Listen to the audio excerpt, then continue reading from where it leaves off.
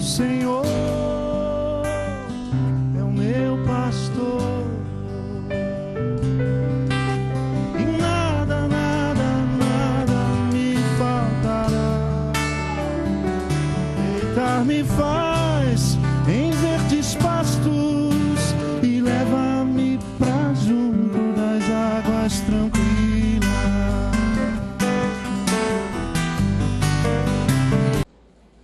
Então, chamo imediatamente a esse tablado superior, não sei se tem tablado inferior, mas o Dr. Russell Philip Shedd, o professor pastor mestre Ed René Kivitz, o professor Dr. Lourenço Estélio Rega,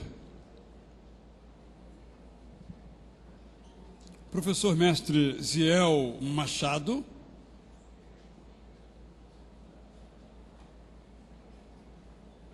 hoje não contaremos com a presença iluminadora do professor Saião, que vai ser substituído por dois, com o mesmo peso, cada um deles. Pastor mestre Ricardo Agreste, que não esteve presente na primeira ocasião, mas está aqui hoje. Convido então para assomar o púlpito. Isso é antigo, né? Tão antigo quanto era. Vamos ouvir hoje o grande servo de Deus. Eu, garoto, ouvia, se o cara é grande ou ele é servo. Olha a dificuldade nesse negócio aí. E o professor mestre Ageu Eringer ou Erige Lisboa.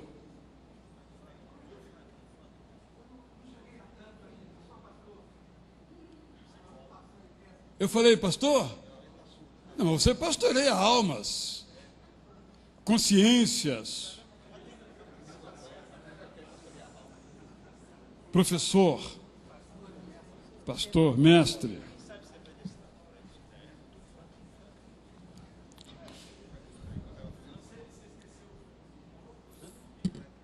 E com chave de ouro, meu amigo, professor, mestre Franklin Ferreira. O nome é curto, mas a substância é de trazer de volta aquela discussão do homoousios. Eu tenho aqui algumas perguntas de ontem e temos outras de hoje, e eu quero então convocar hoje aqui na ala direita o Daniel Bravo para recolher as indagações aqui, e aqui à minha esquerda quero convocar o pastor, que hoje vai virar diácono, não é? Mas servir é tão bom que um pastor não se importa com esse rebaixamento hierárquico. Luiz Eduardo, para recolher as perguntas aqui. Assim ele não vai poder escrever do laptop dele durante o negócio aqui. Maldade, eu fiz. É tudo planejado, tudo planejado. Nas palavras de ontem do Saião, de hoje do Ed, eles fizeram dois comentários preliminares que eu gostaria de aduzir um terceiro.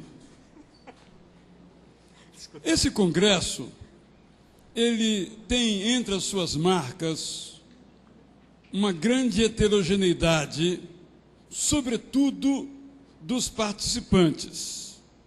Temos pessoas aqui de várias confissões religiosas, de diferentes formações, experiências, escolaridades. Isso nos dá a todos os que dirigem as reuniões, bem como os que participam das reuniões, a oportunidade de aprender inclusive a como fazer um congresso.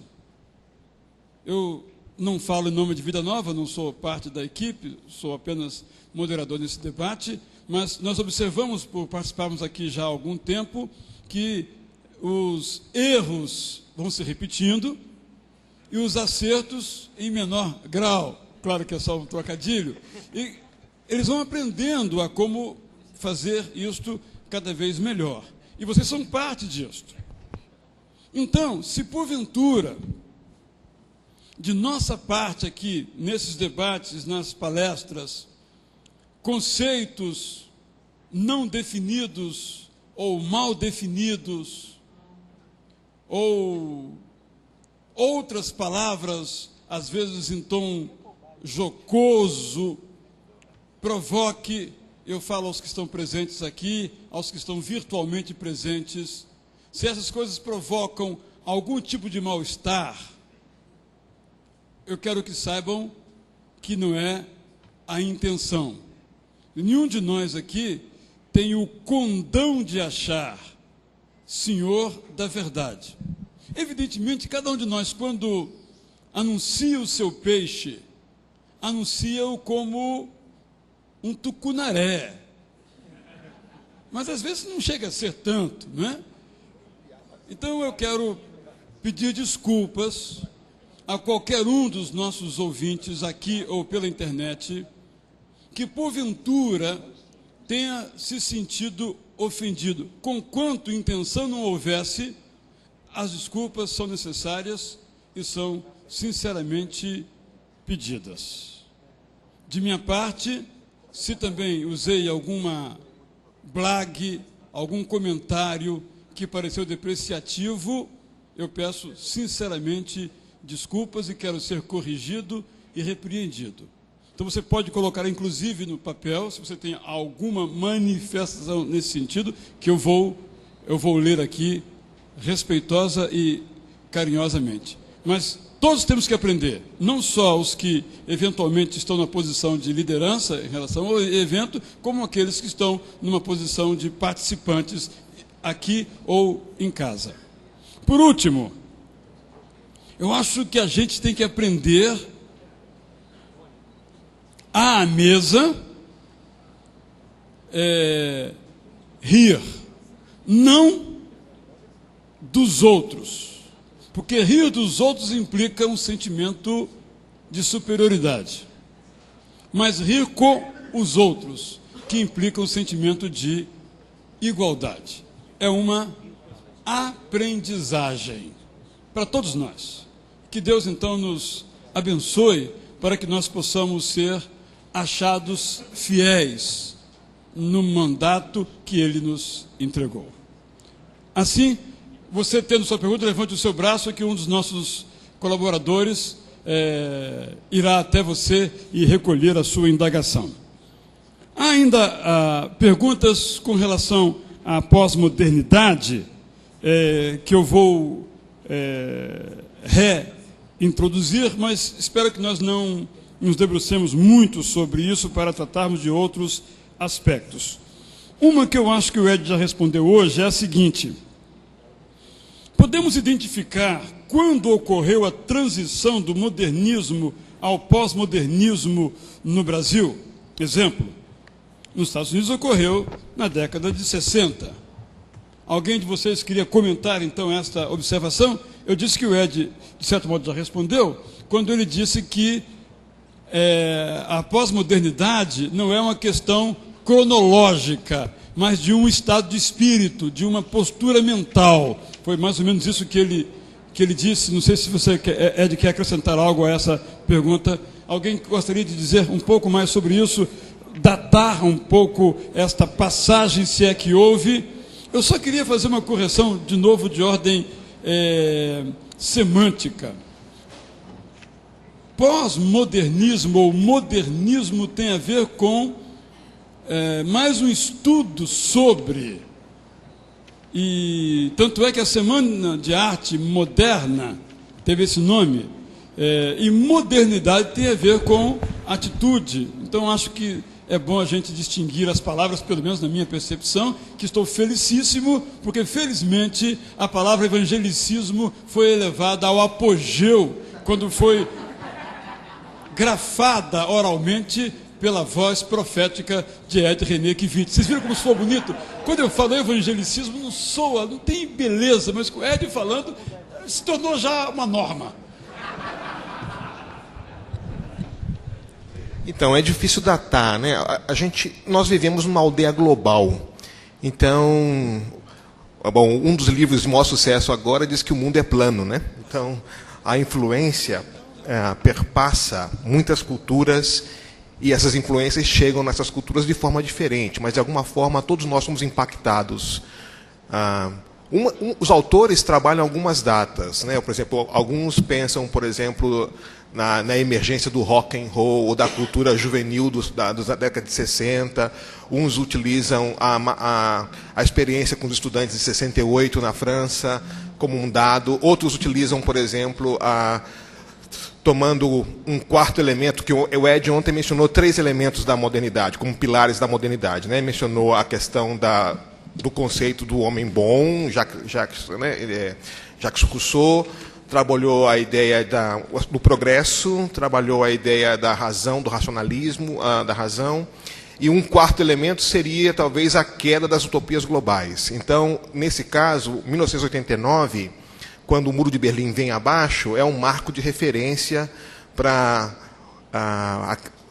o ideal modernista ruir por completo. Então, as datas que os historiadores e sociólogos utilizam, dependendo do seu corte, são datas variadas, começando com a cultura juvenil do rock and roll da década de 50 em algumas culturas, outros trabalhando na Revolução Juvenil da década de 60, sobretudo na França, e outros trabalhando em 89, por exemplo, com a queda dos muros de Berlim. Eu acho que eu não fui claro, porque a questão é, e no Brasil? Então eu falo no Brasil, eu incluiria o Brasil, como nós participamos dessa aldeia global, esses fenômenos nos afetam de alguma forma. Então, eu não sei se no Brasil nós teríamos um evento, alguns diriam a eleição do Lula, não sei, mas eu não sei se tem um evento que marque essa experiência, né? Então, de alguma forma, essas ondas chegaram até nós, né? E fomos afetados com isso, né? Israel. Ziel, sim. Eu quero um complemento ao Ziel. Eu creio que no Brasil essa mentalidade global veio pela Rede Globo, que chegou a qualquer rincão desse país, trazendo do mundo uma novidade estética, as novelas, e quebrando uma série de paradigmas religiosos, culturais, tudo. Eu sinalizaria a Globo como a grande representante da modernidade técnica, eletrônica, cultural, que subverteu toda a nossa tradição até então estabilizada. Um detalhe importante é pensarmos na área universitária, que a universidade tinha discussões para apresentar, tem sempre períodos de grandes perguntas. E até a queda do Muro de Berlim, nós tínhamos as grandes perguntas, especialmente ligadas à implantação do socialismo, uma sociedade utópica. Com a queda do Muro de Berlim, nós temos aí a presença de Foucault, falando da intencionalidade do discurso, e outros especialistas que são trazidos da Europa para o Brasil especialmente. Mas em meados da década de 90, hoje já se chega a essa conclusão, começo da década de 90, meados da década de 90, Nietzsche é descoberto na universidade. Como Nietzsche fala da vida sem sentido, do niilismo, hoje na universidade não há grandes perguntas. Tanto que se você for ler as teses, os temas das teses, outro dia no nosso programa na PUC, a discussão sobre a dança e a religião, alguma coisa assim, num certo determinado grupo, que ninguém conhecia aquele grupo. Então é fácil até defender uma tese dessa maneira, né? Então você começa a ver já pelos temas a fluidez do relativismo. Cada um escreve o que bem entende, o que bem quer. Hoje já se discute a ausência de conclusões nas teses e dissertações. Então, eu diria que essa transição, o Ziel estaria certo, depois de 89, já não se tem grandes questões, então aí o ser humano passa a cada um discutir o que bem entende, a questão de metanarrativa que você disse ontem, né? Agora, por outro lado, nós não podemos esquecer que, paralelamente a isso, nós temos hoje um grande movimento, que é o movimento neoliberalismo, que é muito mais forte do que a pós-modernidade, que é o neoliberalismo político e econômico. Ziel, a pergunta é a seguinte para você. Como você esteve no Fórum Jovem de Missão Integral, gostaria que você falasse um pouco sobre sua aplicação na sociedade pós-moderna. Quer pensar? Eu posso tentar resumir a minha conclusão no fórum. Então, a minha fala no fórum foi a fala final, onde eu tentei fazer um apanhado geral das coisas que foram compartilhadas lá, e no final eu usei a experiência de Daniel como sendo uma proposta de modelo para a gente, para aquela juventude, pegando o contexto de Daniel, sendo um jovem levado cativo para a Babilônia, ao que Daniel diz sim e ao que Daniel diz não. Daniel diz sim, por exemplo, à oportunidade de estudar na maior universidade do mundo naquele momento, na Universidade da Babilônia. Ele é um jovem com excelência acadêmica. Nabucodonosor, diante de Daniel, disse: olha, não vi nenhum jovem com tamanha conhecimento como esse jovem, 10 vezes mais inteligente, é o que Nabucodonosor diz. Mas Daniel diz sim à universidade, mas diz não à cosmovisão babilônica. Ele não quer comer como os babilônicos comem, ele não aceita os manjares do rei. Então ele diz sim à universidade, mas não à cosmovisão. Posteriormente, o rei muda o nome de Daniel, e você sabe que o nome judeu tem um significado, e o novo nome que ele recebe também tem um significado. E Daniel, ok, vocês podem mudar o meu nome, mas eu não vou apagar do meu coração a memória da Torá, da lei do Senhor. Ele se recusa a apagar do seu coração a lei do Senhor. E posteriormente, depois, no capítulo 6, versículo 4, que mostra o final da vida de Daniel como um profissional excelente, Daniel diz sim à oportunidade de trabalhar para um rei injusto, um rei ímpio, mas ele diz não à ética daquele reino. Ele não se comporta como os outros sátrapas. Então o desafio para um fórum para os jovens foi de encorajá-los, como nós vivemos nesse mundo, não há outro mundo para viver, ao que dizer sim e ao que dizer não. E eu usei a experiência de Daniel fazendo essas 3 comparações. Sim à universidade, não à cosmovisão. Sim à oportunidade de trabalhar num sistema como esse, mas não à ética. Sim a um novo nome, mas não a apagar do meu coração a minha memória da lei do Senhor. Essa foi a conclusão que eu falei no fórum. Também, já que você está com o microfone, eu queria que você resumisse um pouquinho, porque há uma pergunta aqui um pouco ampla, mas eu acho muito válida. Qual a influência dos evangélicos na política brasileira? Sem fazer uma tese aqui agora, apenas só uma nota de rodapé. A influência é ambígua como os evangélicos são ambíguos, e só a graça de Deus pode nos ajudar nisso. Existem influências muito positivas, mas numericamente menores do que muitas influências negativas. Eu diria que, em termos gerais, nós não fizemos o nosso dever de casa como igreja evangélica, onde nós despertamos e encorajamos o envolvimento social e político sem preparar a nossa gente para esse tipo de coisa. Assim como ninguém aprende a nadar no batistério, vai nadar na piscina, não se aprende a fazer política na igreja. A gente aprende princípios e valores na igreja, mas política se aprende na contradição das lutas sociais, nos sindicatos, enfim, na associação de moradores. Então, nós, muito bem intencionados, eu diria assim, achando que se pode fazer um bom político só pelo fato de ter sido um bom membro da diretoria da igreja. Não é assim. Política é coisa séria, exige, é o destino do país e de vidas por trás disso, que está envolvido. Então, eu acho que é muito positivo o despertamento da igreja para participar na política, mas, uma vez que se desperta para essa dimensão, tem que se preparar as pessoas para que possam participar de maneira decente. E essas pessoas têm que prestar contas às suas comunidades locais, às suas igrejas, do que estão fazendo em nosso nome ou representando evangélicos lá. Então, eu diria assim, a coisa é muito menos ruim do que parece, tem muitas coisas boas, depois eu posso entrar em detalhes com quem tiver interesse, mas, numericamente, é muito inferior em relação a muitas coisas ruins que têm sido feitas lá. E eu diria, como consequência do despreparo, fomos motivados a ir sem nos preparar para estar lá. Ok, obrigado. Há 2 perguntas para o Dr. Shed, vou então formulá-las uma de cada vez. A primeira tem a ver com o tema da perda da salvação. No texto de Hebreus lido hoje, cedo, o Senhor nos apresentou o exemplo de um homem primogênito e que a perdeu, porque se tornou impuro e profano, e por fim foi rejeitado quando aparentemente estava arrependido pelo que fez. Isto tem a ver com a salvação dele e a nossa. Esse texto pode ser usado para a defesa da tese de que o homem perde a salvação, ou só no fim como uma caminhada com Deus, como disse o pastor Ed?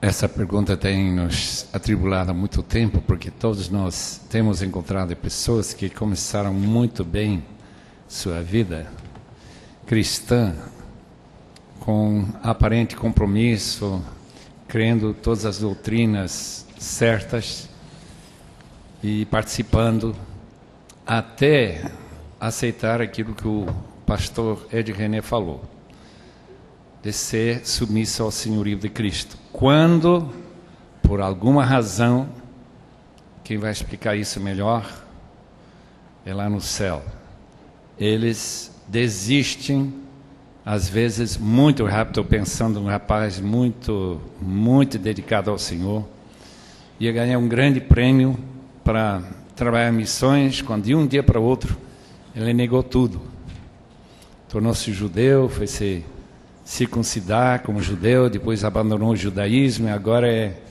inimigo do Evangelho. Como se pode explicar isso? Eu não sei. E esse livro, que eu creio que está esgotado, A Vida Nova, Deus Visível, não dá para entender que o tema desse livro é justamente isso. Como que se pode verificar a sinceridade genuína e total de uma pessoa que se entrega a Cristo e que aceita o reino? O que a Bíblia não ensina é que você perde a salvação. Por quê? Porque salvação é no fim. Como que se pode perder depois de já estar no céu? Mas até chegar lá, a gente tem que andar com muito cuidado. Isso que Hebreus diz do início ao fim. Andar com cuidado. Quem saiu do Egito, só uma pequenina minoria chegou. Portanto, não pensem que nós estamos ensinando que se perde a salvação. Não, estamos ensinando que toda a sua vida confirma o senhorio de Cristo na sua vida, ou não. Se Cristo é realmente o Senhor da sua vida. De modo que qualquer pessoa que está aqui, daqui a 10 anos, está lá no mundo, vivendo uma vida totalmente contrária ao senhorio de Cristo, é simplesmente uma comprovação disso. Não que ele perdeu a salvação, é simplesmente que nós não conhecemos como é que uma pessoa pode ter certeza de salvação e depois negar ao próprio Senhor. E nós encontramos esse texto, por exemplo, 2 de Pedro, capítulo 2, versículos 20 e 22, por aí, que fala do cachorro, que não mudou de natureza, ele ficou cachorro. E a porca, que também não mudou, é a porca mesmo, só que foi lavada, foi batizada, entrou na igreja, fez parte de todo esse... mas continua a porca. Isso é na Bíblia. Eu não estou inventando ideias novas, não. É só isso que está na palavra. A outra pergunta tem a ver um pouco com isso também, que é a seguinte. Entender a frase, entre aspas, ver ao Senhor, fecha aspas, de Hebreus 12:14, como um sinônimo de, aspas, entrar no céu, fecha aspas, não torna a santificação como um critério necessário para a salvação? Exatamente o que o texto diz. É um critério para a salvação. Nosso problema, pelo menos a minha dificuldade, é saber quem no meio de nós é santo. Porque santidade não é práticas, não é uma maneira de falar, não é tudo isso. É um coração em que o Espírito Santo reside. Coração que, quando peca, se arrepende. Esse é o fruto do arrependimento. E não continua se explicando por que eu fiz isso e assim por diante. Não. É muito diferente disso.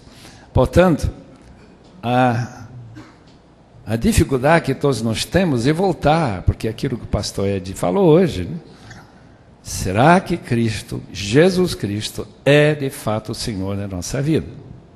Se Ele é Senhor, nós estamos procurando. Nós não somos até mais santos do que muita gente que está indo por aí.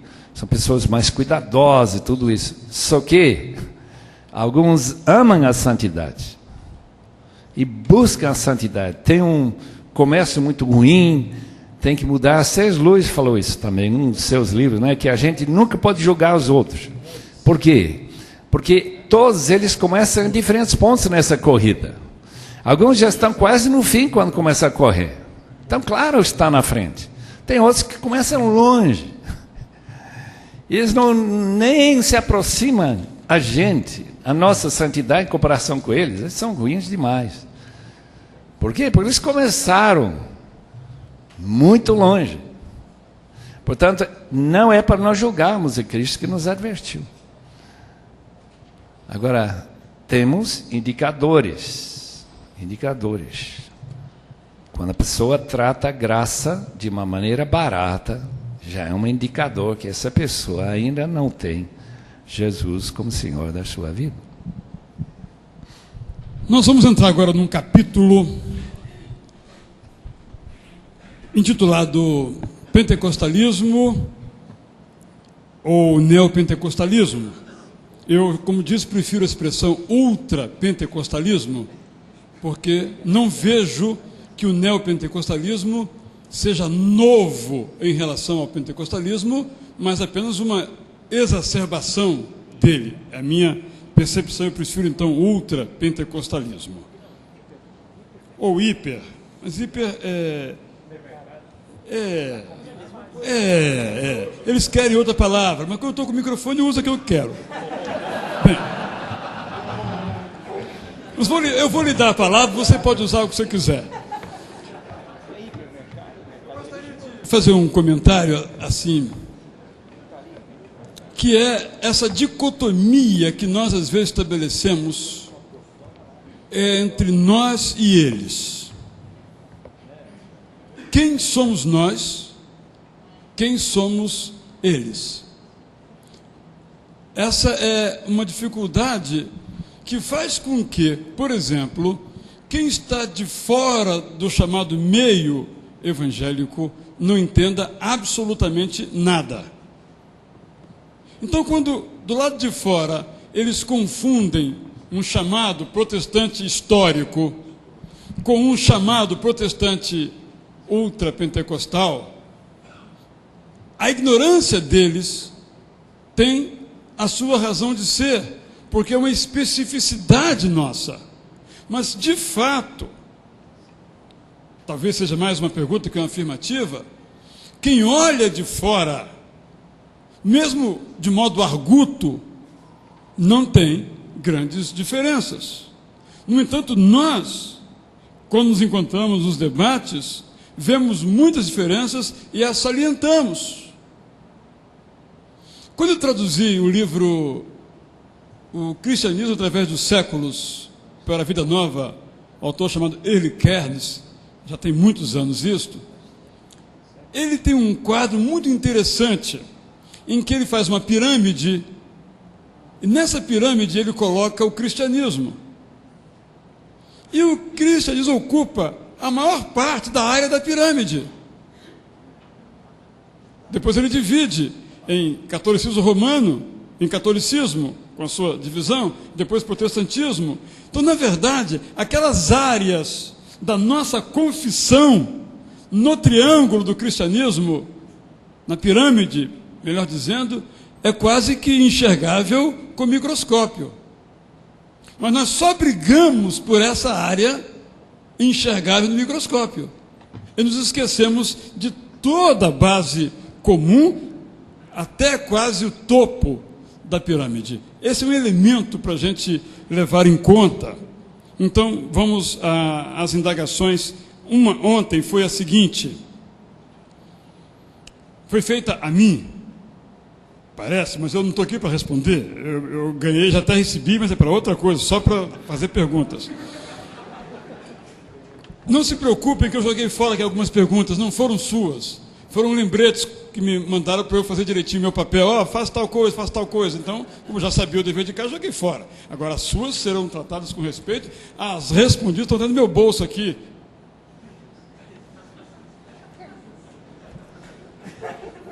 Qual o papel do cristianismo utilizado pelas igrejas pentecostais e neopentecostais com relação ao atendimento social e emocional aos portadores de distúrbios psíquicos sem acesso aos tratamentos da ciência, através da ciência? Eu vou passar a palavra ao nosso terapeuta aqui. Esse aqui é exclusivo meu. Repita, por favor, a questão. Repita, por favor. Qual o papel, Ageu, do cristianismo utilizado pelas igrejas pentecostais e neopentecostais com relação ao atendimento social, emocional, aos portadores de distúrbios psiquiátricos, sem acesso ao tratamento através da ciência? Eu escrevi há 30 anos atrás um texto que chama Saúde Pastoral e Comunitária. Uma observação minha de um culto, eu fiquei 5, 6 horas na Deus é Amor, há 30 anos atrás, ali no Glicério, em São Paulo, ao lado de um prédio imenso do INSS, onde as pessoas passam horas e dias na fila, aquela loucura para consultas marcadas 6 meses antecedentes, aquele desespero, né? E aquela burocracia do serviço de saúde pública. E, ao lado, aquele templo antigo da Deus é Amor, né? Que agora é um mega templo. E eu fiquei lá num dia frio, um sábado, um domingo frio, fui lá. Cheguei tipo meio-dia, saí 7 da noite, o culto ainda continuava. Gente, eu observei coisas impressionantes, fiz uma descrição dessa igreja, e no final, uma das coisas que eu observei é o seguinte: eu fiz a comparação entre o sistema público de saúde falido, que continua falido, e a receptividade naquela igreja do looping proletariado, pessoal que não tem acesso ao serviço de saúde nem público, nem particular, nem nas igrejas certinhas, né? Pessoal totalmente excluído. Lá ele recebe, muitas vezes, uma identidade que ele nem tinha aí fora. Às vezes a primeira carteira de identidade de algumas pessoas ele recebe na igreja, é tratado como irmão, né? Lá, sem censura psiquiátrica, nem psicológica, nem teológica, o sujeito grita, chora, um está deitado, um está levantado, assim, durante meia hora, 1 hora de cantos. Eu fiquei maravilhado com aquilo, escrevi um texto a favor deles, né? E aquilo me questionou muito. E um dia eu trabalhei na Catedral Presbiteriana, com um monte de padres e pastores num encontro ecumênico, eu fui analisando a estrutura, a arquitetura da igreja, com a sua teologia sistematizada, organizada, tudo certinho, né? Mas a imobilidade das igrejas, com tanto uma teologia histórica, sedimentada, rica, mas que não chega ao povo, né? Eu falo com meus amigos católicos, alguns monges com quem eu trabalho, passe o que você sabe para o povo, né? Eu compro muito livro católico, mas a coisa, um é a teologia do Papa, outra é a teologia dos teólogos, a teologia dos padres, e outra é a do povo, né? Então, existe a dissociação. Agora, eu vejo o movimento pentecostal, tipo Deus é Amor, recebendo pessoas e, à sua moda, promovendo libertação, cura e tudo. Eu gosto muito desses pregadores loucos de rua, acompanho alguns, converso, estou junto. Esses loucos por Deus, eles estão alcançando o pessoal que está nos becos, está por aí. Então, eu não tenho nenhuma censura contra esse pessoal. Por mais maluco que seja o sistema, a apresentação doutrinária deles, a confusão, eles estão realmente inseridos no meio do povo. Então, acho que eles, a sua moda, fazem. Agora, outras igrejas carismáticas, têm tentado fazer alguns movimentos de cura interior, quebra de maldições, que a gente tem que olhar com muito cuidado, que eu, como estou dizendo no seminário, às vezes é uma utilização apressada, implícita de princípios da psicologia, da genética, de outras coisas, e etc. e tal, e eu acho que Cristo já levou toda a maldição, e ponto final, né? E, assim, o fato simples da pessoa entrar na igreja e pertencer a uma comunidade já lhe traz benefícios que ele nem sabe. Pesquisas da Unicamp e outras mostram relação entre saúde mental e religiosidade, assim, comparando alguns fatores de risco, droga, violência, sexualidade incerta. Isso foi recente, fechado pelo Dr. Paulo Dal Galarrond, onde mostra que os sem religião correm muito mais risco e estatisticamente estão muito mais sujeitos a uma série de problemas, e a recuperação deles em hospital é mais difícil. Depois vem os espíritas, com alta incidência também, depois um pouco menos os católicos romanos, e por fim, o pessoal com maior defesa, melhor defesa assim, em relação a uma série de problemas de enfermidades mentais, são os evangélicos, mesmo com toda essa confusão no nosso meio. Isso me alegrou muito. Não justifica uma série de práticas, a meu ver, estapafúrdias, invencionistas, e etc. e tal. Mas, sem dúvida alguma, a graça de Deus está aí. Quando o pessoal é acolhido, é recebido e recebe o mínimo que seja de exposição da Escritura. Então, eu acho que as igrejas, a seu modo, estão fazendo. Né? Eu suponho, Ageu, que a pergunta talvez venha a ser inspirada pelo seguinte, porque aqui há muitos pastores de igrejas locais que às vezes se veem em dificuldade em como ministrar a essas pessoas aparentemente diagnosticadas com um distúrbio ou psíquico ou psiquiátrico. Não é? Que palavra você daria a esses pastores nesta situação? Olha, eu creio que a igreja é a melhor provisão para a saúde mental, desde que haja cuidados individualizados. Eu falei ontem no meu seminário, meu alerta aos pastores aqui que estão tendo ministérios bons, que em resposta ao atendimento das necessidades das pessoas, vai ministrando o evangelho, vai cuidando, isso provoca o crescimento na igreja, num bom sentido. Agora, à medida que cresce, essa igreja corre riscos, né? E pela impessoalidade e etc. Então, a não ser que utilize mecanismos de pequeno grupo, de comunhão, multiplicar os cuidadores espirituais, um discipulado bem organizado, etc. e tal, né? Porque a psiquiatria, a psicologia é cara para a maioria das pessoas, ela é limitada no seu alcance, embora tenha produzido muita pesquisa, muito saber, tem ajudado a gente a discernir muitas coisas, separar assim, o diagnóstico diferencial, gente que é tratado como possessão demoníaca, o cara sofreu intoxicação aí, por tinta, o sujeito teve um processo bem específico, sextorível, você dá um medicamento e resolve aquilo, não é nada de demônio não vai ser expulso com remédio, não é isso. Então, a psiquiatria e a psicologia pode nos ajudar a ler o fenômeno humano e evitar certos abusos. Porém, o alcance é muito limitado. A gente percebe que, independente das fontes teóricas que orientam os sistemas terapêuticos, o que cura na terapia é a relação afetuosa, é o recebimento, é o acolhimento, é acompanhar aquele sujeito no seu sofrimento, e ele vai encontrando um caminho. Não é virtude nenhuma de terapeuta ou psicanalista, não. Até aproveitar esse momento, existe uma praga moderna na igreja, que é a tentação de pastores quererem ser psicanalistas, entende? Deixando as escrituras, que o próprio Freud fala, vocês teólogos vão muito além do que a igreja, do que a psicanálise, ele fala isso nas cartas ao Pfister, e eu vejo, por minha tristeza, a escolha de muitos pastores por uma psicanálise reduzida, fajuta, sem respaldo científico, tá? Cujos titulares de sociedades aí não tem nenhum trabalho científico, acadêmico reconhecido. É um oportunismo muito grande. Voltem para as escrituras, porque os psicanalistas e muitos terapeutas estão voltando a ler as escrituras. Françoise Douto, a Elizabeth Rudinesco, a Balmary. Você encontra muitos estudos hoje de psicanalistas estudando, inclusive, o hebraico para poder beber da fonte original. E eu tenho visto pastores abandonar as escrituras com vergonha, sentindo que ser pastor é inferior a ser psiquiatra, psicólogo, psicanalista, sabe? E realmente deixando o pessoal na mão. Em vez de entregar de graça o que recebeu, começa a cobrar. Entende? Então, isso é um absurdo.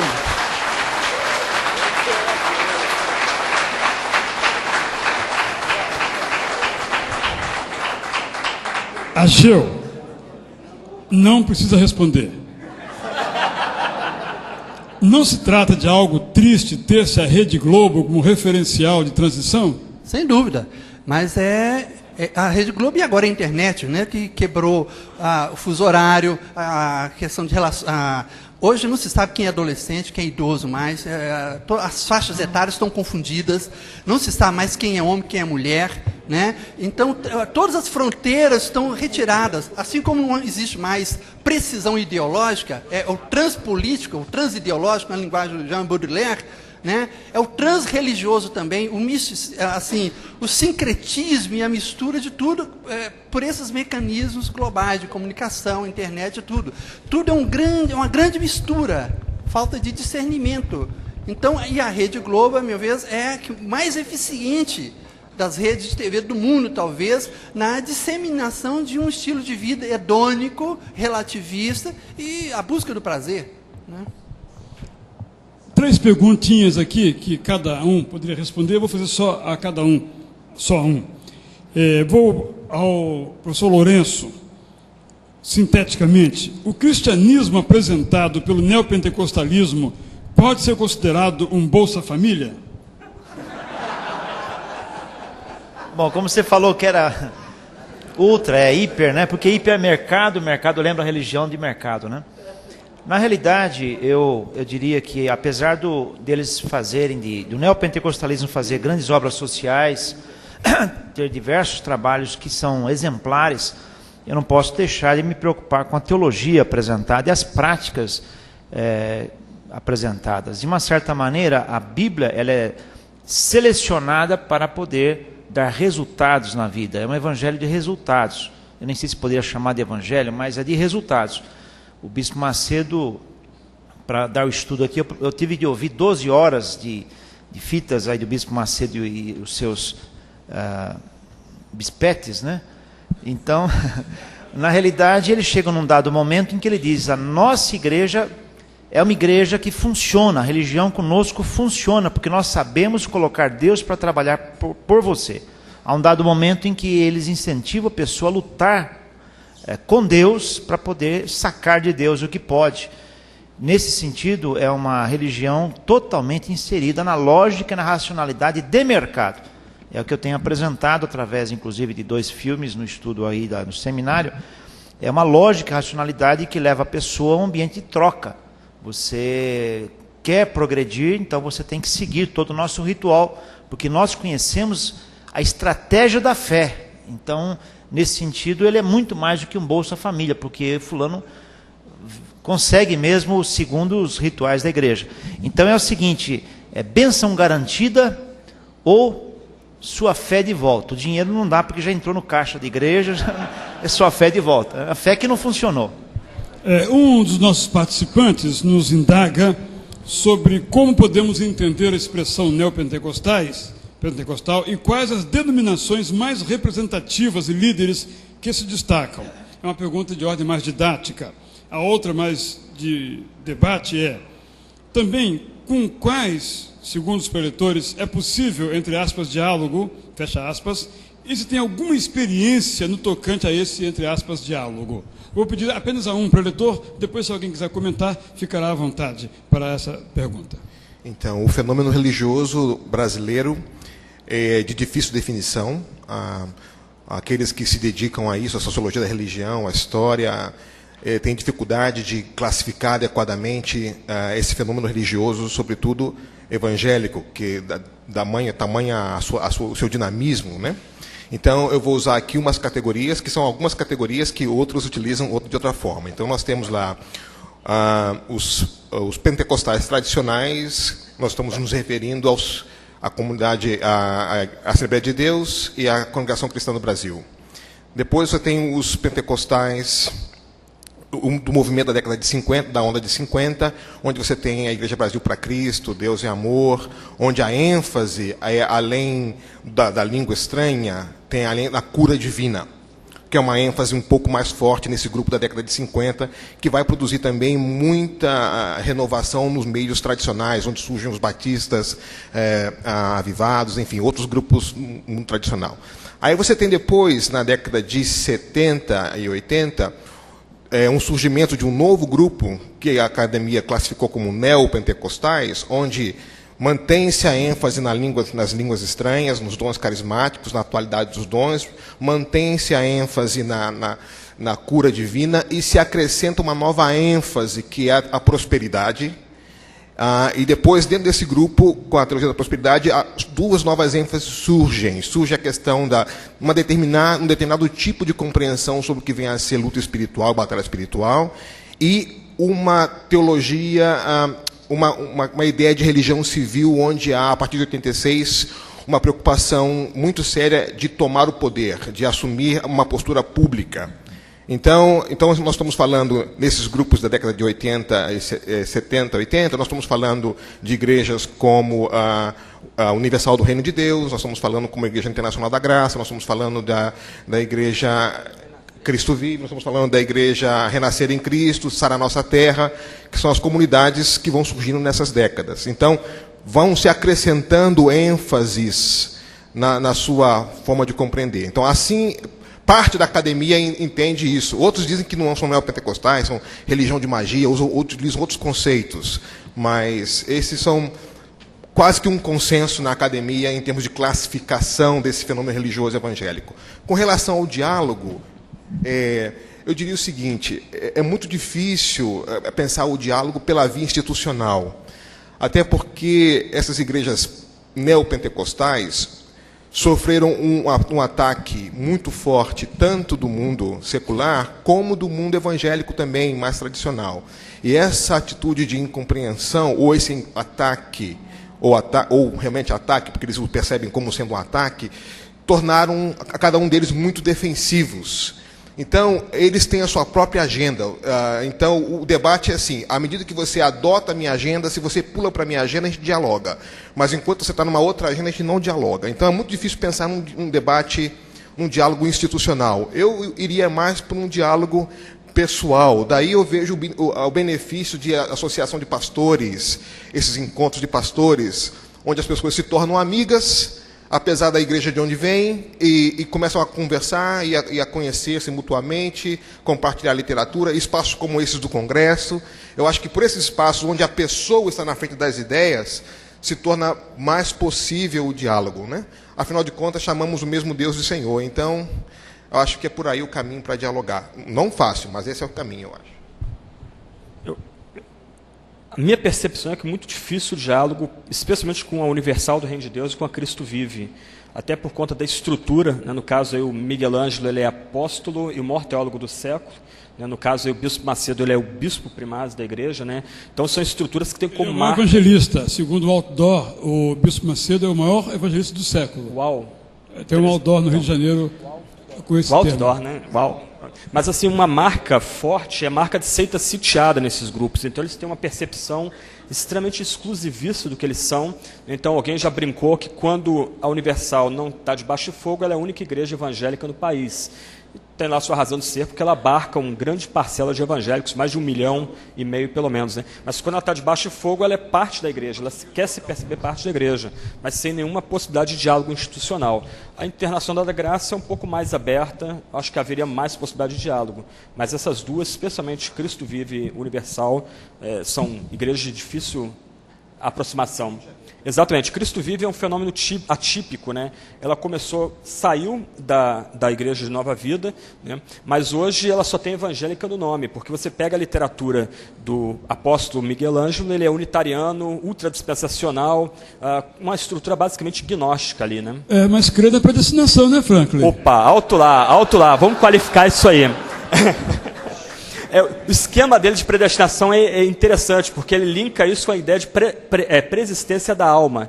Então, aqueles predestinados que estão na igreja dele é porque fazem parte da divindade, e quando morrer vão voltar para fazer parte da divindade. Vem aquele negócio, somos deuses, diga aí, povo de Deus, vocês são deuses, e por aí vai, né? Então, cuidado com o veneno, hein? Você está me devendo uma já, tudo bem. Pastor Ricardo.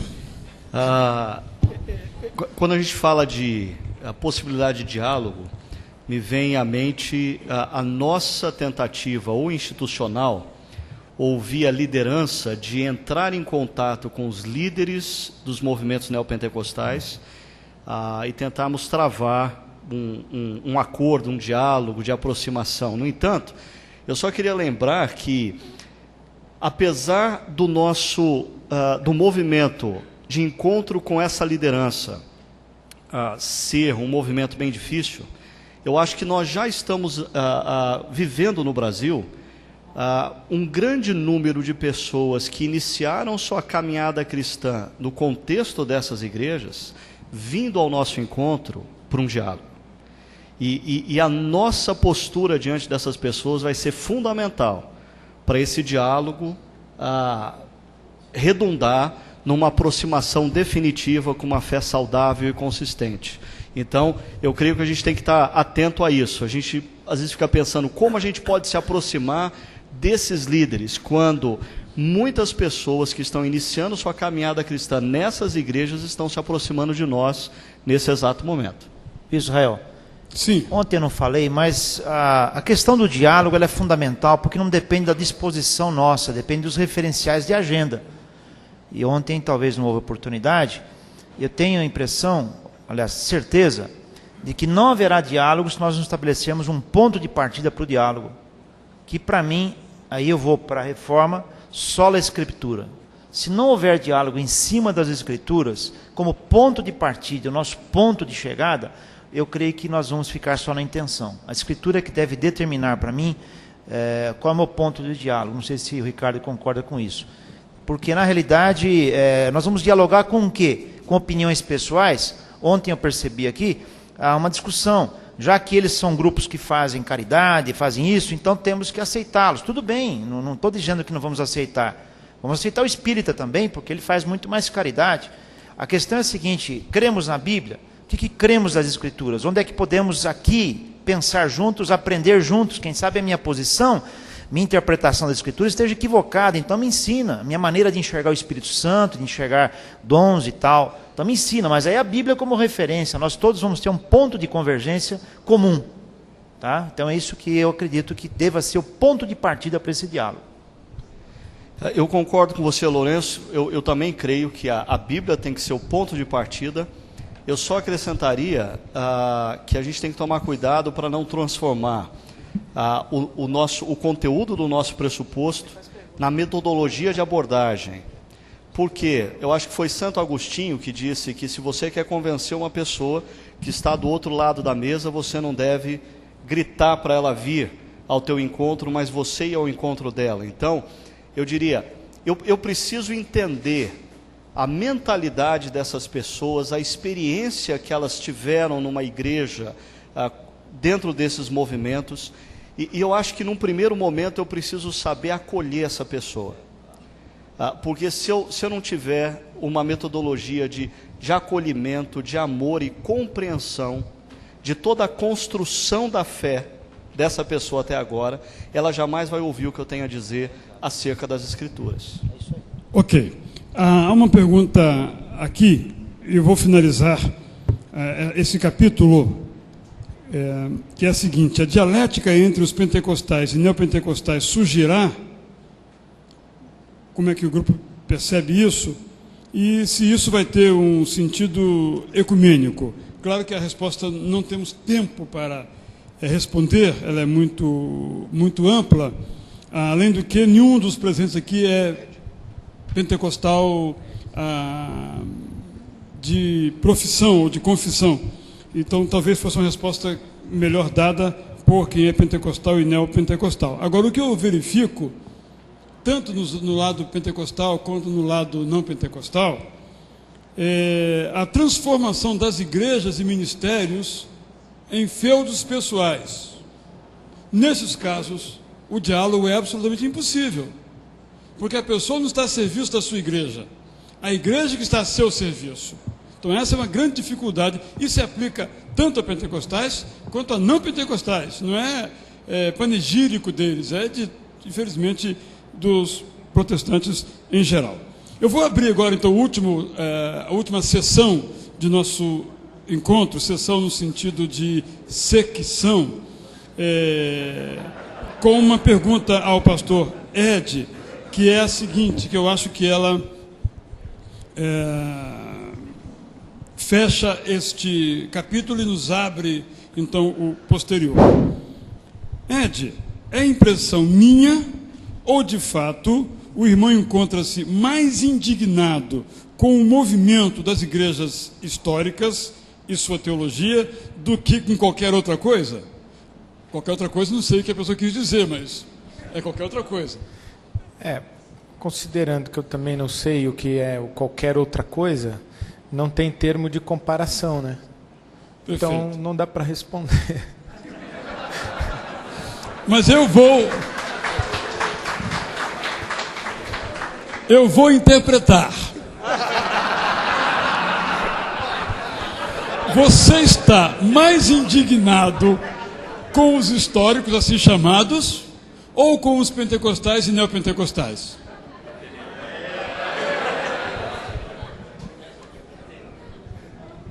Ou nenhuma alternativa anterior?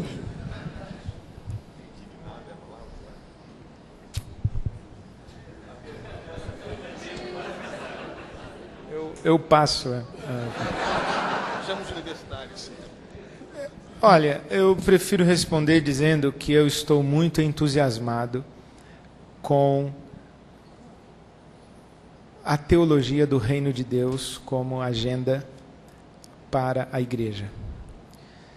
E tentando me localizar no cenário religioso brasileiro, como pastor de uma comunidade cristã evangélica, a partir deste referencial da teologia do Reino de Deus, sofrendo tanto as pressões de um rebanho que, como disse o Ricardo Agreste, eu concordo, tem chegado aos nossos arraiais, no meu caso, de uma igreja batista, um rebanho que chega aos nossos arraiais, machucado pela sua experiência no neopentecostalismo. Não tenho a experiência de receber pessoas egressas do pentecostalismo, mas tenho a experiência de receber na igreja muita gente vinda do neopentecostalismo e pessoas machucadas e que não se encaixam mais na forma que nós chamamos de tradicional, do protestantismo tradicional. O que eu percebo, quase que num determinado momento, numa crise de identidade, é que eu não era nem pentecostal, nem neopentecostal, nem tradicional. Aí eu me perguntei o que eu era. E como a minha escola teológica nos últimos 20 anos foi o movimento chamado da Missão Integral, derivado de Lausanne, 1974, os CLADs na América Latina, eu digo que eu estou apaixonado pela teologia do Reino de Deus como referência de agenda para a igreja local. E digo também que talvez a expressão da minha indignação para com as igrejas tradicionais e a minha crítica contundente aos pacotes metodológicos seja um autoflagelo, porque eu passei por eles e faço a minha própria autocrítica. Portanto,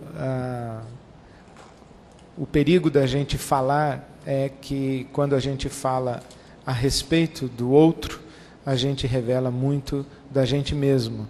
Então, a nossa fala volta como um bumerangue contra nós, e eu vou para casa me olhar no espelho. Não há mais tempo para outras participações, a não ser do que estava com o microfone. Vai continuar com ele. Eu peço desculpas ao professor Franklin, mas eu lhe garanto amanhã o primeiro microfone. Ed, como o reino de Deus se manifesta no novo ambiente pós-moderno? Segunda, sua explanação sobre a necessidade de pregar o reino de Deus foi fantástica, disse a pessoa entusiasmada também. Mas ainda não consigo compreender como essa realidade pode efetivamente dialogar facilmente com essa sociedade pós-moderna, no qual sobressai o individualismo, a negação do absoluto e o relativismo. A partir do tema do Congresso, você aborda a questão da proclamação do Reino de Deus. A minha pergunta é, hoje podemos ver os rumores, talvez no sentido que dá Philip Yancey a palavra, deste reino nessa sociedade brasileira? Por último, quando você afirma que todo povo deve participar do reino de Deus e também toda a sociedade, o que quer dizer isso? tem a ver com universalismo, ou todos vão ter algum benefício do reino?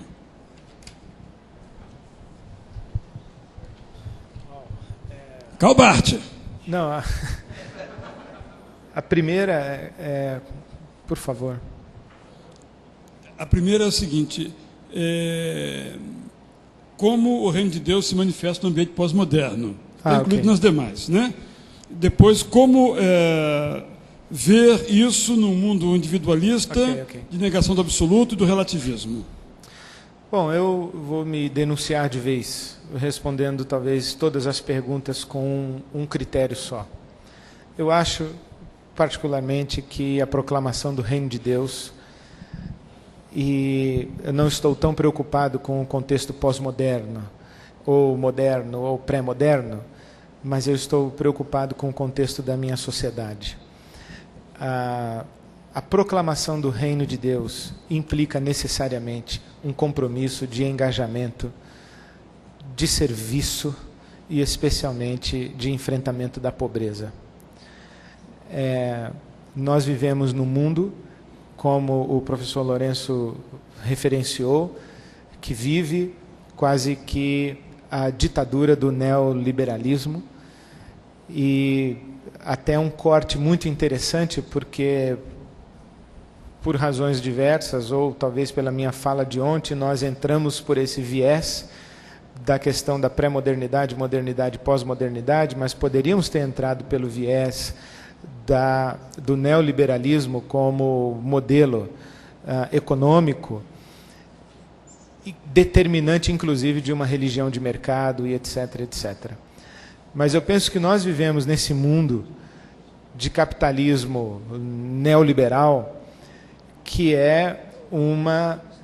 e que gera uma sociedade de discrepâncias absurdas, e que, diante desta discrepância, nós não podemos fazer vistas grossas. Ou nós servimos os pobres, ou nós devemos tanto servir os pobres quanto mobilizar os ricos na direção do serviço ao pobre. Eu penso que, independentemente de todos os debates apologéticos, ideológicos, teológicos, filosóficos, a minha compreensão é que a relevância da igreja na sociedade brasileira se dará a partir de sua capacidade de multiplicar comunidades solidárias. Eu penso que os sinais do reino de Deus na nossa sociedade devem ser a partir de uma agenda de serviço.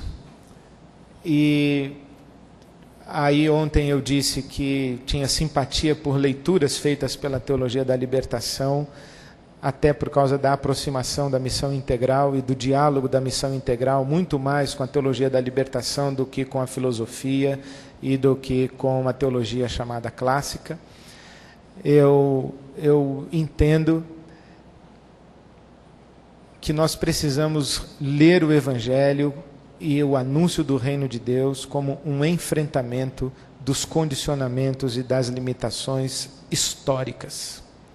Nós não pregamos um evangelho para a espiritosfera, nós pregamos um evangelho para a história. E os sinais do reino de Deus para a eternidade, eles são sinais históricos. A maneira como compreendemos isso na nossa igreja local e como eu tenho tentado ensinar a minha igreja local, é que à luz de Lucas 4, quando Jesus dá a agenda do seu ministério, o Espírito do Senhor está sobre mim e me enviou, eu digo que ao redor da igreja o reino de Deus se manifesta com 3 palavras: salvação, libertação e restauração. Salvação, libertação e restauração do homem e de suas circunstâncias. O homem todo, o evangelho todo, essa é a agenda e a proposta da igreja.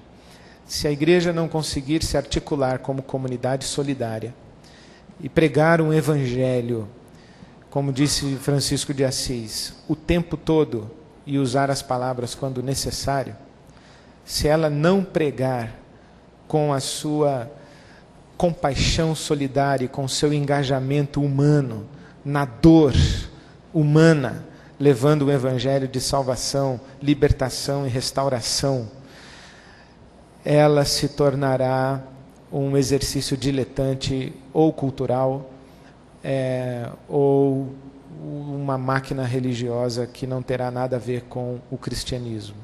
Quando falo do encontro com a dor humana, essa dor humana ela é muito mais explícita na pobreza e na miséria, que alcança a absoluta maioria da nossa sociedade.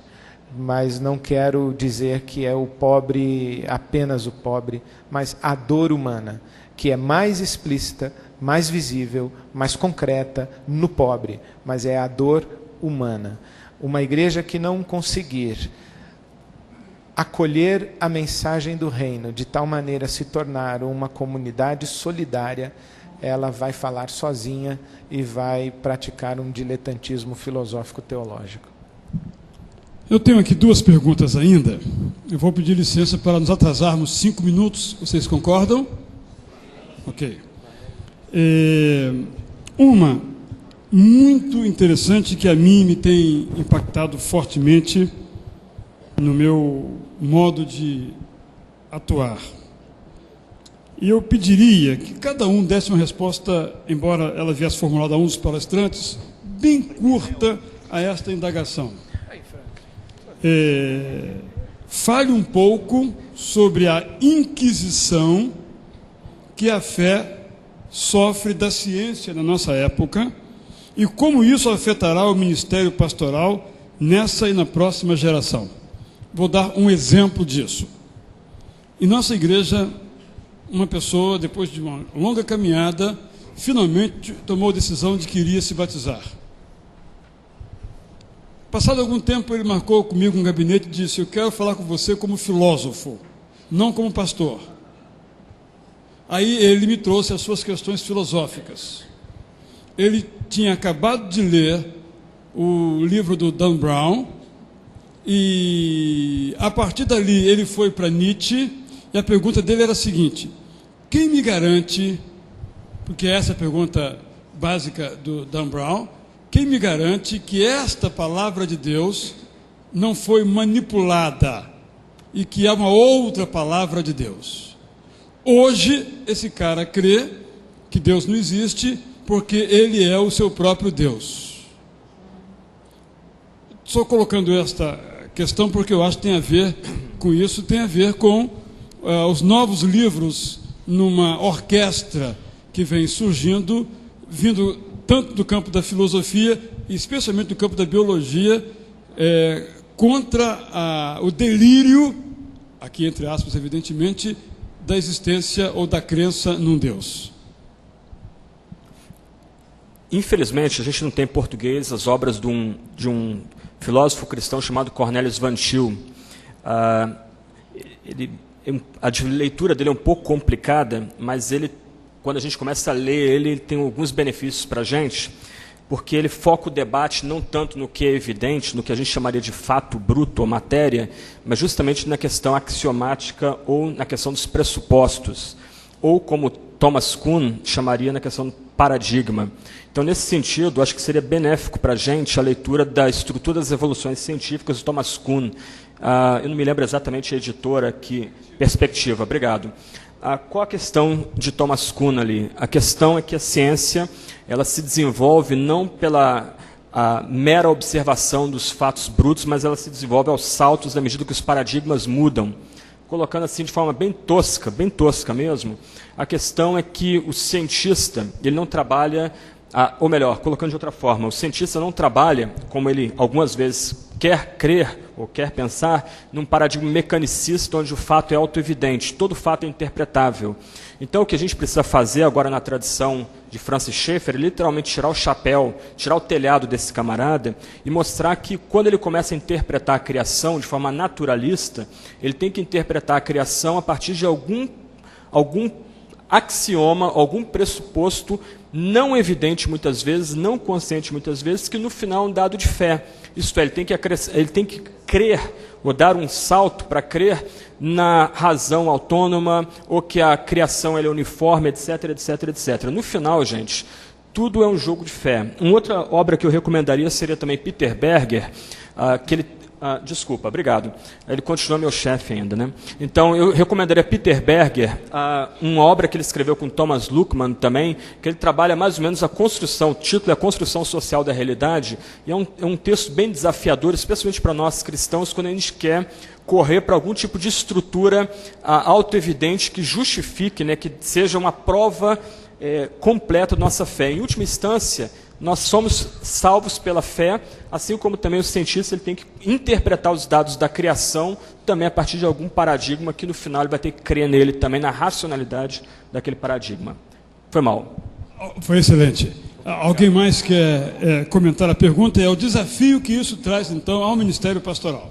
A questão rapidinha, eu acho que a gente primeiro tem que admitir a nossa responsabilidade, que essa Inquisição já foi de sentido inverso, não é? Quer dizer, esse movimento pendular, onde hoje a ciência coloca a religião em Inquisição, mas houve um momento em que a ciência esteve debaixo da Inquisição, e daí esse movimento pendular, essa tensão que existe. Eu gosto muito do Salmo 19, quando diz assim, os céus manifestam a glória de Deus, não é isso? Um dia faz declaração, outro dia, e sem palavras comunica. Eu lembro da minha mãe, que minha mãe sem palavras, só com olhar comunicava coisa para mim. Eu quero dizer o seguinte, a ciência se ocupa com questões de método, enquanto que a fé se ocupa de questões de sentido. São propostas distintas. Então, a gente não pode esquecer os estatutos da própria linguagem. A ciência se ocupando de questões de método, enquanto que a fé e a religião se ocupam de questões de sentido. Agora, eu costumo, na universidade, lidar com vários cientistas, eu digo para eles assim, olha, rapaz, você precisa de Silvio Santos, você precisa ouvir a música. Porque o cientista ele olha para o universo e analisa o mecanismo do universo. Mas ele não ouve a música do universo. É como se eu colocasse um CD para tocar e ficasse tão assim, maravilhado com o mecanismo físico do CD tocando, sem prestar atenção na música. Então eu digo o seguinte, o universo está tocando uma música o tempo todo. Qual é a música? Que os céus manifestam a glória de Deus. Então eu digo, além de olhar para o mecanismo do universo, presta atenção na música. Tem uma música sendo tocada aqui. Então, vai haver momentos nesse diálogo ciência e religião que nós não teremos respostas. A resposta mais honesta é o silêncio, dizer, para isso eu não tenho resposta ainda. Vamos continuar investigando e estudando. Mas sabendo que a ciência não se propõe a responder questões de sentido. O método científico cartesiano não se propõe a isso. Enquanto que a fé, sim, nos diz o porquê da vida humana. E aos nossos... Isso é música aqui? Não. Não estava ouvindo a música. Enquanto que o Salmo... Os olhos comunicam. É verdade, eu percebi. Nem vou olhar para você mais. Mas eu vejo assim que o Salmo 19 é lindíssimo, né? Começa com o universo e depois diz, e a lei do Senhor é perfeita, restaura a alma. Então é muito bonito a revelação geral de Deus, a revelação especial de Deus na Escritura. Então o desafio que eu faço para os meus amigos cientistas é, ouçam a música do universo. Não fiquem só ocupados com o mecanismo. Ouçam a música do universo. E para os meus estudantes cristãos, prestem atenção no mecanismo. Né? Vamos estudar esse negócio. Você quer? Só um livro que eu recomendaria, infelizmente está esgotado, aí entra lá no estante virtual, www.estantevirtual.com.br, talvez você encontre lá. Religião e Desenvolvimento da Ciência Moderna, R. Roikas, publicado pela UNB. Roikas foi professor na Universidade Livre de Amsterdã, e o que ele quer mostrar nesse livro, e me parece ele prova nesse livro, é que ciência no Ocidente só se desenvolveu no campo protestante por causa das doutrinas de providência e criação. No espectro católico, no catolicismo medieval, a criação era repudiada, enquanto no Oriente a criação era adorada, era vista como extensão da divindade. Então, compre esse livro, procura lá na estante virtual, é um sebo virtual, talvez você encontre, vale a pena ler, até para ter uma outra perspectiva sobre as origens da ciência no Ocidente. Bom, sem querer dar uma receitinha de bolo, sendo bem prático, ele falou o Franklin no axioma. Eu vou chamar isso de grau zero do conhecimento. Todo mundo parte de um grau zero, que são as verdades improváveis, você não consegue provar. Para mim, como cristão, eu parto da palavra de Deus, eu não discuto a palavra de Deus no sentido de que abaixo dela existe outra verdade. A partir daí eu crio como meu núcleo de pesquisa básica, e as demais áreas do conhecimento são áreas que dialogam com as Escrituras para me dar ferramentas de compreender melhor. Parto da Bíblia, meu fundamento, e dialogo com as demais áreas do conhecimento. É interessante que a pergunta é formulada em torno da inquisição gerada pela ciência à religião. Eu só vou colocar uma pimenta aqui nesse assunto e não vou responder nada, só uma constatação. Como pastor de uma igreja local, eu percebo que nos últimos anos eu tenho bem pouca dificuldade de me relacionar e me dialogar com estudantes universitários, com professores de universidade. Eu tenho professores da Unicamp, da PUC e outras faculdades na minha igreja, que eles me procuram como pastor para conversar, eles pedem oração. Eles estão extremamente abertos ao que eu tenho para oferecer enquanto espiritualidade cristã. A dificuldade deles hoje reside com a instituição gerada pela religiosidade cristã. Mas um segundo ponto, e aqui vai minha pimenta. Eu, como simples pastor de igreja local, que subo num púlpito para pregar a palavra de Deus, como eu creio, e que oro pelas pessoas diariamente, eu acho que eu sofro muito mais inquisição hoje, não da ciência, mas da ciência da religião, que me vê como ingênuo, que me vê como tolo, e que insiste em dizer para as pessoas que o que eu tenho nas mãos não é a palavra de Deus. Ou seja, a maior inquisição que eu sofro como pastor hoje é da ciência gerada pela própria religião. Rapidamente, no livro de Jó, nós vemos incitação à pesquisa científica. Conhece o caminho o veio do ouro, a força do mar, várias perguntas incitando a ciência.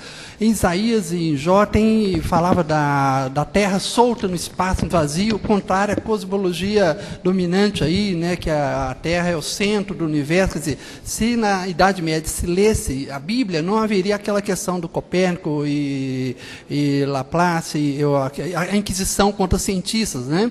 Então, outra coisa, tem dois registros que a gente circula, o do problema e do mistério, né? A ciência problematiza, está aí para descobrir o como, funcionamento e tudo, o que é quantificável, verificável, hipótese. Agora, a espiritualidade, a Escritura é o texto que nos ajuda a caminhar no âmbito do mistério, que a gente tem que acolher, e não adianta matematizar o mistério, né?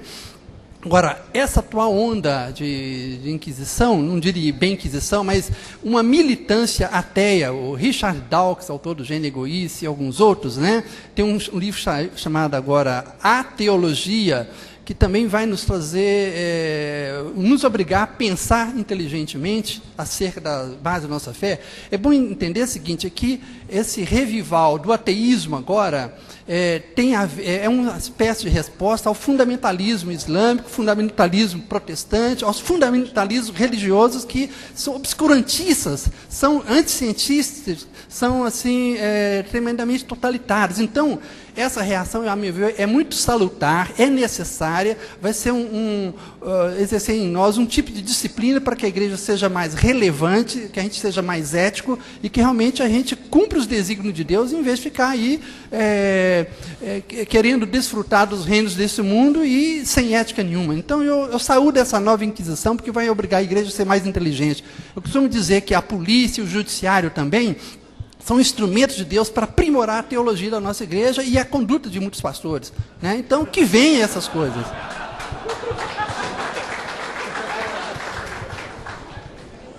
Eu sou um guardião da língua portuguesa. Ele usou um termo aqui, revival ou revival, que quer dizer retorno. Ok, mas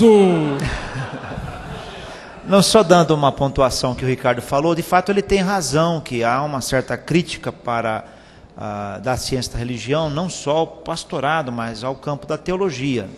Isso porque, Ricardo, hoje o que impera na ciência da religião é a interpretação da religião via sociologia da religião como ciência dura, quer dizer, a ciência que tem todo o estatuto de científico para interpretar. Mas isso é momentaneamente. É um surto. Mas na realidade eu particularmente eu entendo... Epidemia. É endêmico, né? Mas a minha experiência na ciência da religião é que a ciência da religião é o locus, a mesa redonda, numa linguagem simples, onde as ciências discutem a religião dentro dos seus diversos fenômenos. Lamentavelmente, hoje, a ciência da religião é essa ciência dura de interpretativa, mas eu acho que isso aí vamos passar, a fenomenologia já está crescendo, e eu creio que aí há o espaço para a teologia também explicar o fenômeno intra-religioso, porque a sociologia, na minha palavra jocosa, ela é pós-epidérmica para explicar a religião, mas a é a teologia. Né? Sobre isso, eu só em atenção à pessoa que perguntou, para mim é algo bastante preocupante, e eu preguei uma série de mensagens sobre esse tema, da ciência e fé, etc., que está disponível na minha página, que se chama prazerdapalavra.com.br. Eu quis terminar com uma pergunta, porque eu acho que quando a gente volta para as nossas realidades, a gente se defronta com desafios concretos. Eu fui uma vez ministrar uma palestra na igreja do pastor Vladimir, que está aqui lá no Rio de Janeiro, sobre a questão do homossexualismo. E quando terminei, uma senhora se levantou e disse o seguinte: bem, o meu filho o que eu faço com ele? Então, eu acho que o debate é bom, porque a gente aprende, não é fácil responder como essa pergunta que está aqui agora, que o Edio vai formular e vai fazer, somente ele, um comentário, e vamos fechar então esse nosso momento. Bom, a impressão que eu tenho é que a pergunta me foi encaminhada por uma mãe. Pode ser que eu me engane, mas me parece ser palavra de mãe.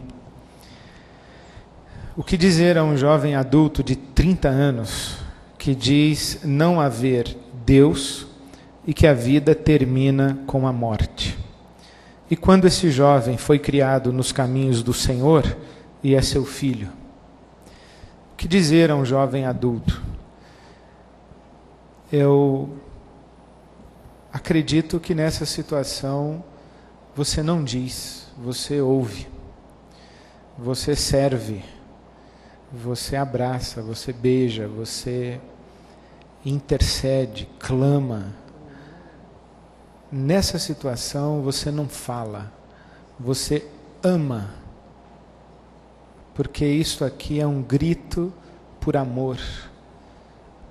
Isso aqui não é hora para dizer, para apresentar argumentos teológicos, filosóficos, para debater ideias. A angústia existencial do ser humano encontra resposta no amor do Pai. E nós temos esse privilégio, como pais e mães, de sermos a encarnação do amor de Deus, o nosso Pai. Há um jovem de 30 anos que não acredita em Deus e que acredita que a vida acaba depois da morte, acaba com a morte. Um jovem desse a gente ama, porque é o único caminho. É o que eu faria se fosse o meu filho. Quero convidar a Sônia Gert para vir aqui orar, em gratidão a Deus por esse debate, pelo alimento que vamos tomar agora, e orar também por esses pais, mães, como alguns de nós aqui somos, acho que quase todos aqui somos, e que enfrentamos estas realidades pessoais ou nas igrejas nas quais nós estamos ligados, para que também a misericórdia de Deus se manifeste também nessas realidades. Oremos.